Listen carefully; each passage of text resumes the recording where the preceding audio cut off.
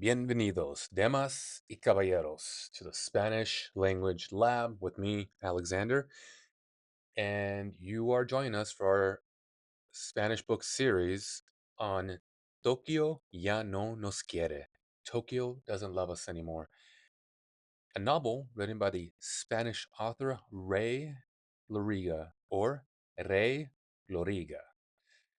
Um, and I've had mixed feelings about this book so far, but it's been picking up recently, so I'm pretty excited about it now.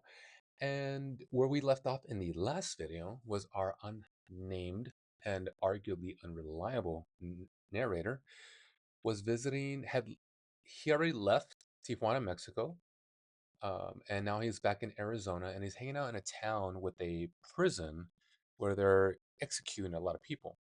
And you can see here, so we left off right here where it's an uppercase where it says hacedeles daño, harm them. And so this is just like a banner, not quite like a protest sign, but like a banner someone's holding up as they're watching death row inmates get sent to the electric chair. And so different people respond differently to people being put to death through execution. And the reason why our unnamed character is in this town is because he sells a drug known as a forgetting drug. So if you have an inconvenient truth, a bad memory, childhood trauma, something you want to forget, you can just take this pill and it'll erase that unpleasant memory in your mind. Now, the problem with this is that we are everything that's happened to us in the past. And not just in our personal lives, but also what came before us, right? So, like, um, culture, for instance, and thousands of years of history, all of that is just this evolution of ideas, evolution of the human race, um, that's just being propagated from generation to generation until it finally arrives in the present day with you. And so, but I don't want to go off on a tangent. But when it comes to memories, when you start erasing parts of your memory, don't you start erasing parts of who you are, and don't you lose a sense of identity and your connection with reality in the present moment, more specifically. So that's the book. That's the gist of the book. And so right now we are still in this section of chapter one, where our main character is in this town, and he's describing um, the executions and selling the drugs to the people who work at the prison, who would much rather forget about the horrific day they've had. Um, but some people actually just show up and they have a good time.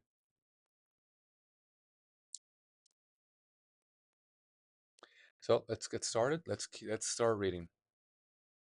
So in the previous section here, previous paragraph, he's saying at 6 p.m. is when they electrocute the death row inmates, and then different people show up and have different responses to that. Um,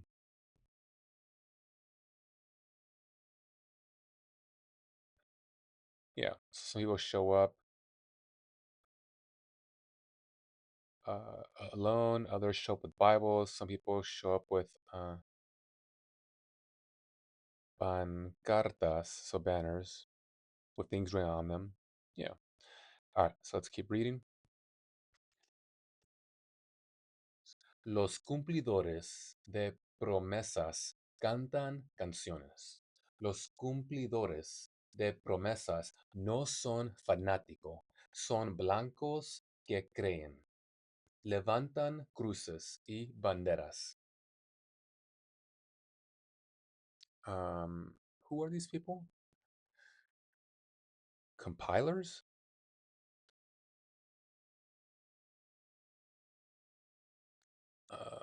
I'm not familiar with that word. Let's see if context will translate it a little more clearly. The Promise Keepers sing songs. The Promise Keepers are not fanatics. Okay. I don't know what that means, so let's just keep going right here.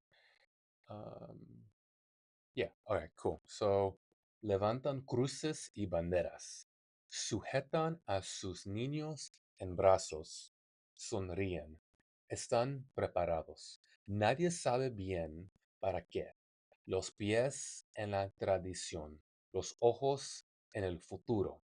La canción de los cumplidores de promesas también dice, no es venganza, es justicia. It's not vengeance, it's justice to see these criminals fry. Bebemos cerveza y comemos pasteles. Mi amigo Delgado se impacienta. Uh, impatient? Impatient. Okay. Su mujer se llama Sonia. Su mujer es mexicana. There's a lot of Mexicans here, but Arizona, so of course. Um, Mexicana. Su mujer es mexicana. Su mujer le espera en casa con la cena lista. Es una mujer perfecta. Just fucking around. But it is nice. Así que le paso lo suyo y recojo mi dinero. All right, so I gotta stop fucking around because I'm not sure what I just read. So he's drinking beer and he's eating some pastries, cakes, with his skinny friend, his skinny impatient friend. His skinny impatient friend has a partner named Sonia. She cooks dinner for him.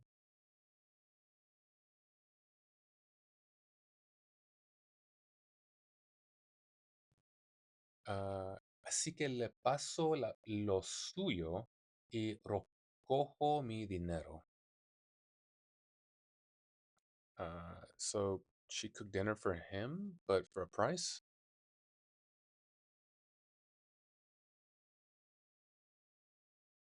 Oh, no, no, no. He's just passing through. So I pass on his things and collect my money. The drug, I think? It's not clear, but let's keep going. De todas formas, ya no me necesitan. Hace ya 2 años que retransmiten las ejecuciones por televisión. Tienen 30 millones de testigos. Testicles? Witnesses. Testigos. Testifiers? I'm trying to think what's like a literal translation of that. Let's see. Oops. Let's see. I think it translates differently. The executions have been broadcast on television for 2 years now. They have more than 30 million witnesses. Oh, not quite viewers, but witnesses, because they're witnessing the execution of someone. Okay. All right.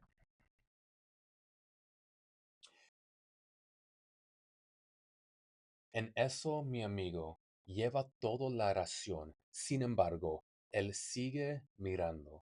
Es un trabajo honesto, bien pagado. Tenemos 2 hijos.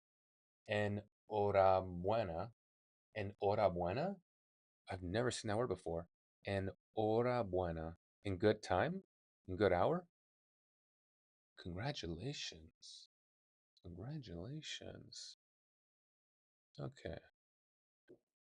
Oh yeah, this Kindle freaks out when you copy things a little too much. All right, hold on. I'm gonna pause this video. Okay, sure. Congratulations, if you say so. Enhorabuena. Ahora, si no le importa, tengo prisa. Mi autobús sale dentro de 1 hora. Nos levantamos juntos. No me ha dicho el nombre de sus hijos y en el fondo me alegro porque a mí el nombre de los hijos de la gente no me importa. Mientras espero un taxi, pasa un grupo de protesta, enemigos de la muerte. Eso es lo que pone en sus camisetas.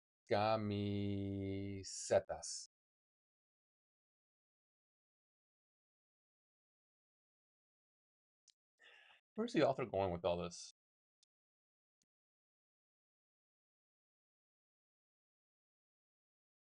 I don't know. Okay, let's keep going. La cárcel, the prison. La cárcel está iluminada como un estadio de fútbol. Los helicópteros suben y bajan y dan vueltas alrededor. Los equipos de televisión terminan de recoger sus trastos y se largan. Cuando se apagan los focos, se ve de nuevo la luz de las velas, el ruido de las hélices todavía cubre el murmullo de la gente que reza. Una hora después subo en el autobús. Camino del desierto. Son más de las 8.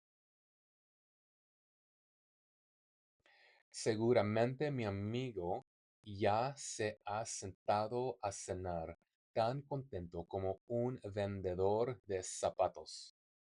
Al pasar por las reservas, los niños indios me saludan con la mano. 3 horas hasta Tucson. Un avión pasa por encima del autobús y aterriza sobre la arena. Los viernes el aeropuerto se satura y los aviones aterrizan donde puedan. Por supuesto, despiertan a los indios y a los coyotes. Okay, so it's the end of the section. Anything I want to mention there? Let's see. Let's see.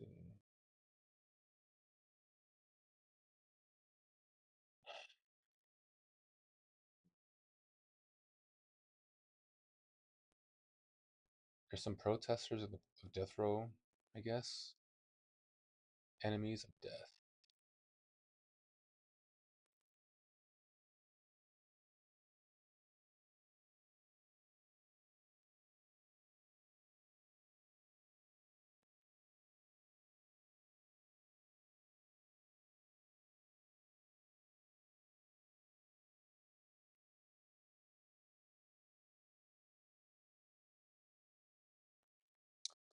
Um, yeah, it's just describing how the town responds to electrocuting people.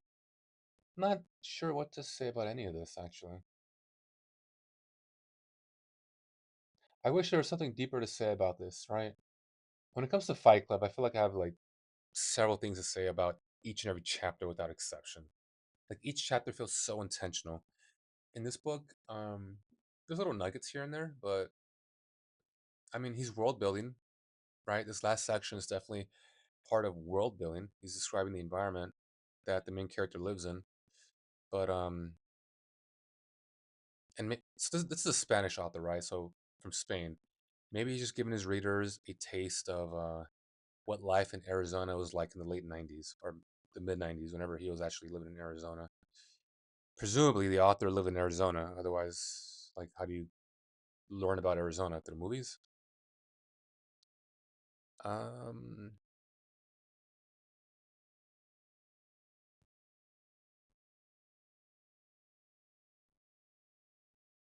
but also, you have to remember. So this is the new section down here, El Fabuloso Mundo. So you have to remember that if you haven't been joining us for the other videos, there are times where it's heavily implied that he's an unreliable narrator because he's losing his grip on reality because he himself has taken the forgetting pill so many times. Um, there's this one section, there's one scene I still remember very vividly. It's he was in this Arizona diner and he was describing it as like this pleasant, quaint place. You go inside, AC's on, it's lightly, it's brightly lit. You have this ice cream display with very bright, vibrant colors. It was a very pleasant environment, right? Very pleasant environment. And he made a very he made a line that he said something. I think it was like, "Oh, nothing to forget for the moment." Basically, it's like as if he had the pill in his hand, ready to like any inconvenient thing, any unpleasant experience, any disenchantment, any disillusionment, pop goes the pill in my mouth. It's like, wow, dude, like, wow, like, or maybe he was talking about potential clients, right? Like maybe he was looking around, like, going, these people seem fine. They don't seem like they need to forget about something that's recently happened to them. So there's no business here for me. Maybe it was that. Maybe I misread it. Um, could be. All right. So how are we with time? 15 minutes, and we'll keep going. All right. So we'll start this new section here. Probably won't finish it because, as you can see, it is quite a long one. We'll probably break this one up into two parts. Maybe not. We'll see. We'll see how far we get through it. I'm thinking we'll break it up. All right. So right here, let's keep going. El fabuloso mundo de los fetichistas del pie resulta aún más fabuloso de lo que pudiera imaginarse. Y mientras le chupo ambos dedos gordos a un tiempo a una risueña colombiana que no debe de haber pinchado más de tres velas de la tarta de su último cumpleaños. No puedo dejar de pensar qué clase de persona le citaría a uno en un sitio como este y qué clase de recuerdos trata de borrar un tipo semejante. En cualquier caso, si algo me ha enseñado este extraño trabajo, es que no debe uno andar jugando los motivos ajenos si no quiere acabar pillado en las mismas trampas. Hay que reconocer, además, que se piensa admirablemente bien con los pies de una mulata en la boca y que de pronto hasta las zonas más oscuras se revelan con la claridad con que se ven las flores iluminadas únicamente por la luz de una piscina en mitad del desierto. All right, so he's banging another woman. I will say this about the book and the main character. If you ever want to like pick up your Spanish vocabulary to describe like people banging and like in a more debaucherous environment, you came to the right place. You came to the right place. There's plenty of descriptions of that in this book. Came to the right place. All right, so there was one word. Um, what does this mean? Cheerful. She's getting fucked. I'd be pretty cheerful too if I was fucking her. And while I suck both big toes at the same time, I'm a smiling Colombian woman who must have picked more than 13 candles on a cake. What the fuck? What does that mean? Did you get the pedo vibes I just got? Let's read. The fabulous world of foot fetishes is even more fabulous than you could imagine. And while I suck both big toes at the same time from a smiling Colombian woman, just a woman, who must have picked no more than 13 candles on her last birthday cake, I can't help but wonder what kind of person would quote you in a place like this and what kind of memories a person tries to erase.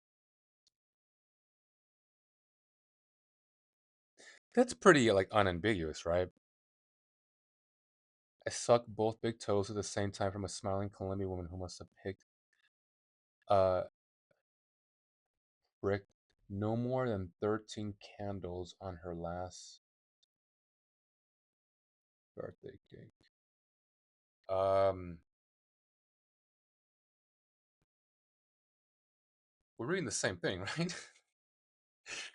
Let me make sure I understand what's happening here. In any case, if this strange work has taught me anything, it is that one should not go around judging the motives of others if one does not want to end up caught in the same traps.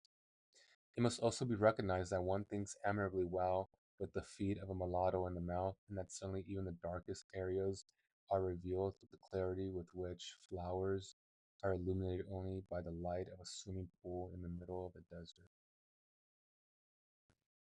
So he's banging someone who can't be more than 13 years old, or he's sucking the feet,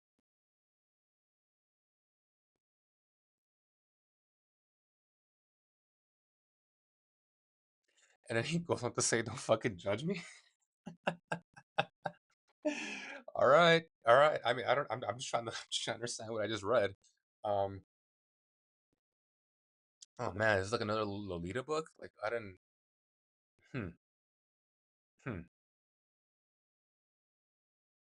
Okay, maybe this book is darker than I thought it was. Let's keep going. Oh, so when you hear someone fucking describe someone as a mulatto, you know that the author is white, and he's describing um that to probably a white audience, right? Or maybe not. Maybe not. Maybe it's like, it's not a movie. I can't see whose feet he's sucking. So, like, this, describe the scenery. Yeah, I don't know. Maybe I'm getting my panties up in a bunch over nothing. All right, whatever. Let's keep reading. Um, Mi cliente, que resulta ser una mujer eu- europea, e- europea, italiana seguramente, me cuenta que pasarse. Okay, that's bad. Oh, take two and action. Mi cliente, que resulta ser una mujer europea, italiana seguramente, me cuenta que pasarse las tardes asomada a estas pequeñas cabinas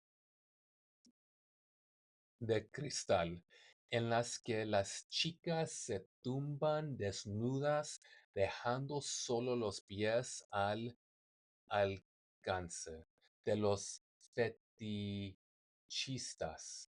Le ha proporcionando a ella misma momentos de asombrosa claridad y que por supuesto son esos momentos los que ahora tiene que olvidar a cualquier precio. Is he talking about like a post-nut clarity? I'm gonna read that again because this section's wild.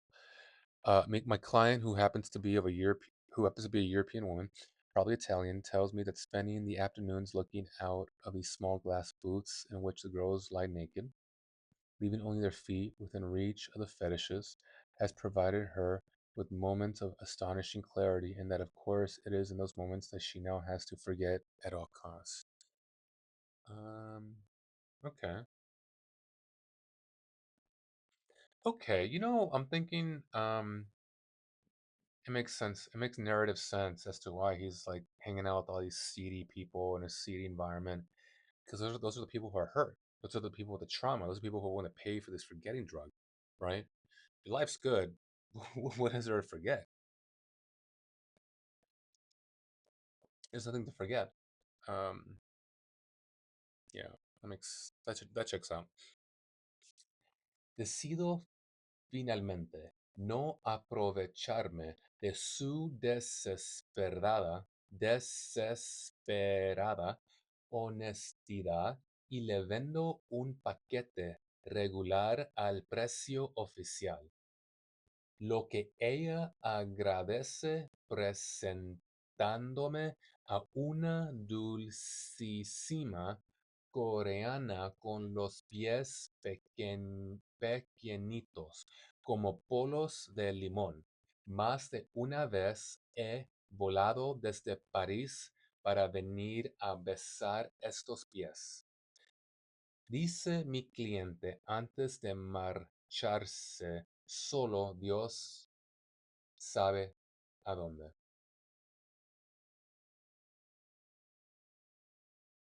Ok. Paso allí el resto de la tarde, la mar de entretenido.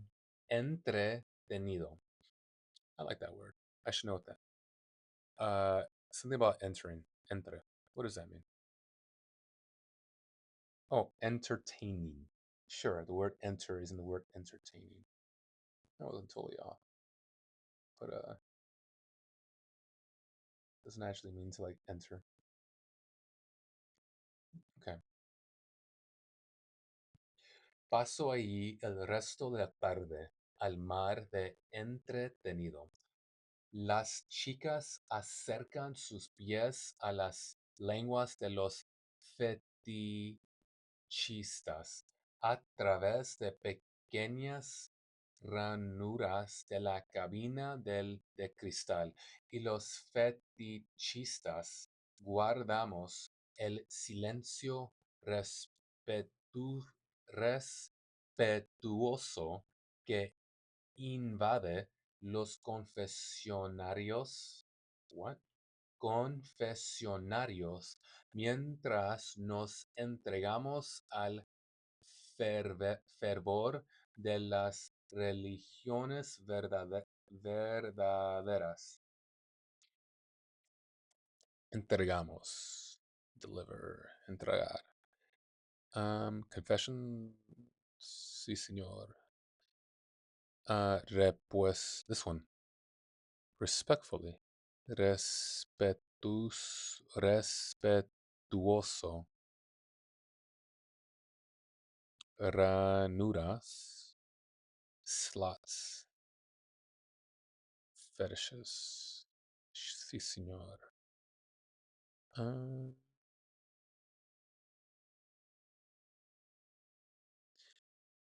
I don't know what I read here, folks. I gotta read this one again.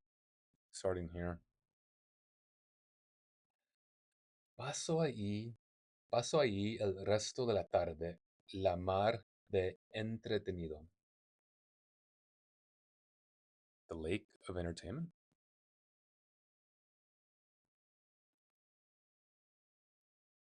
Is it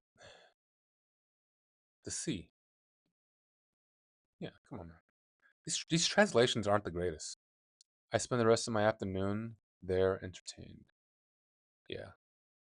Yeah, there's something lost here in translation. Check this out. It's good. El resto de la tarde de la mar. There you go. The rest of the afternoon. Yeah, see that? Yeah, mar is a body of water. I know that much. Paso ahí el resto de la tarde, la mar de entretenido. Las chicas acercan sus pies a las lenguas de los fetichistas a través de pequeñas Okay, I don't know what the fuck's going on. I read this twice already. We're just going to translate it into English. Something about casinos again. I spend the rest of the afternoon there entertained. The girls bring their feet closer to the fetish's tongues through small grooves in the glass booth, and we fetishists keep the respectful silence that pervades the confessionals while we surrender to the fervor of true religion.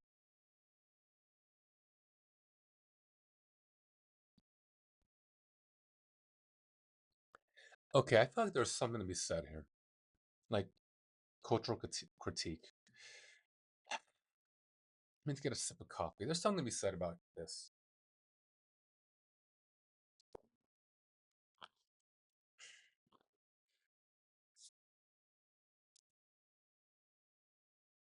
This feels very like metaverse, you know?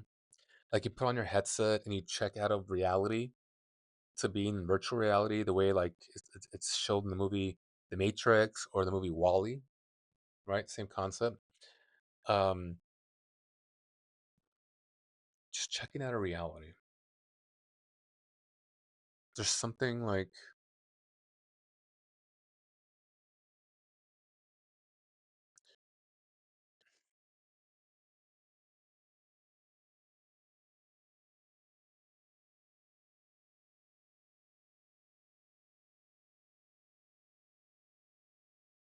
I'm reading this book called Determine, A Science of Life Without Free Will. And I gotta say, it's a fascinating book. And I've only just started it, but it's really got my brain, the gears of my brain turning about understanding people's behavior from a whole new perspective. Like we really just are machines, you know? There's no free like we're just chemical receptors and nerve endings and brains that tell ourselves stories about what we're going to how it makes sense of information. But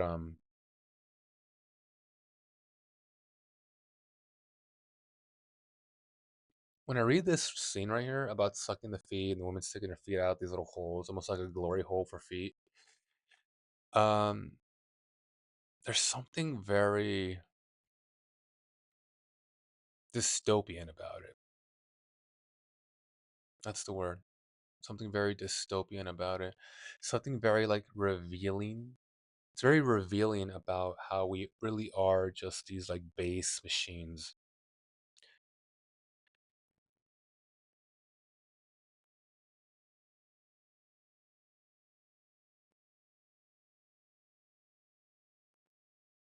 Yeah.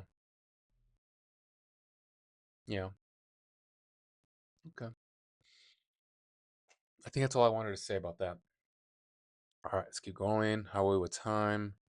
30 minutes. Let's leave it at that. I think that was a pretty good insight. We will pick up the next video here. Let's go blue. Yeah.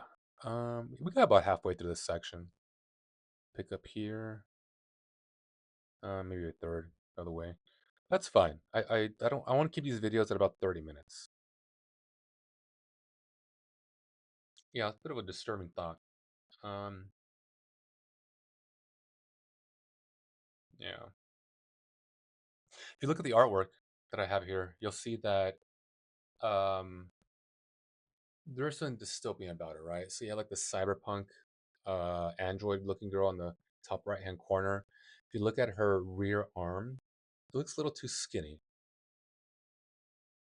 right? So it might be mechanical arm. If you look underneath her, you see kind of what looks like a robot just staring off, or an android of some kind, staring off into this like dystopian cybernetic future. The kind of like lime green light is the kind.